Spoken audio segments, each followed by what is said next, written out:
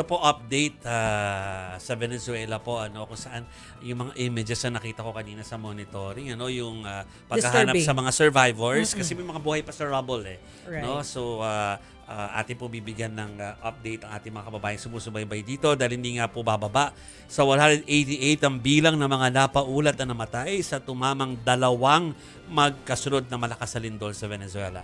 Ayon sa presidente po ng National Assembly ng Venezuela na si Jorge Rodriguez, nasa 1,520 po yung sugatan habang 157 pa ang patuloy na hinahanap. Nasa ilalim pa rin ng National State of Emergency ang bansa. Ayan nga po, Ang retrieval bigat. po operation nila.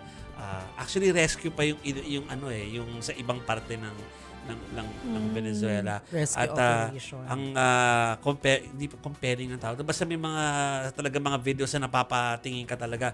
Yung mga before talagang gumuho, nakalabas pa sila ng building. Yung mga ganong storya. Ang bigat, naku.